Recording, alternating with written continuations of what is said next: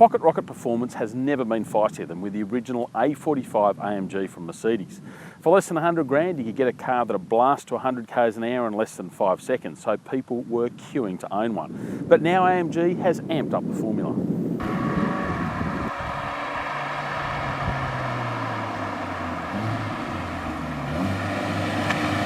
Meet the updated A45 AMG. The nose is more aggressive as part of a mild styling update, and there are new taillights as well.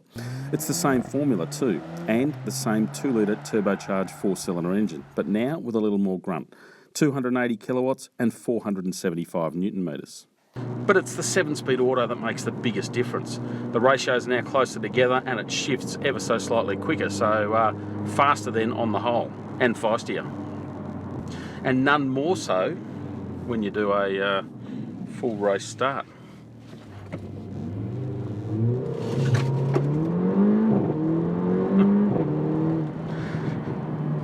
But when you start raising the temperature a bit, that's when you realise how much grip you got to play with.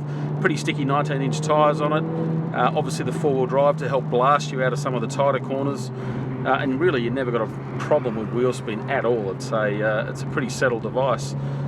The claim now is 0 to 100 in 4.2 seconds, so you're talking pretty much supercar stuff, but some of that's helped by the 4-wheel drive system because it can launch pretty hard, it can get you off the line really smartly, and of course those ratios also help out.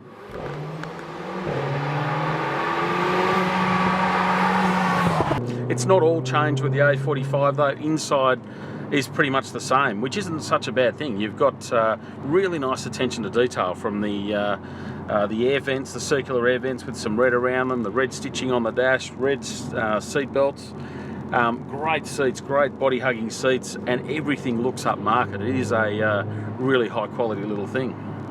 No denying the performance though, it's got plenty on tap, pretty much where you need it. You floor it and you're going quickly suddenly. But as much as that 2-litre turbo is loaded with torque, there's plenty of it. It's the 280 kilowatts that tends to dominate. So what you find is you're cruising along like this, squeeze the throttle a bit, and just there you feel it dive down a ratio where sometimes it would have been nicer to just feel the surge of that turbo kicking in. But arguably the biggest improvement to this updated A45 is with the way it drives, the ride. For the first time it's got adjustable dampers, so you can actually choose a comfort mode, and instead of having that rock hard billy cart feel of the last one, which is all great fun when you want to go quickly, but when you just want to cruise around town, it was pretty testing. All of a sudden you can have something that's a lot more compliant. It's still got the great control. Hook it into a corner and it quickly sort of catches it and settles. And the setting I'm starting to love is individual, because I can have the more aggressive exhaust and throttle, but still get the comfort setting on the suspension. Good compromise.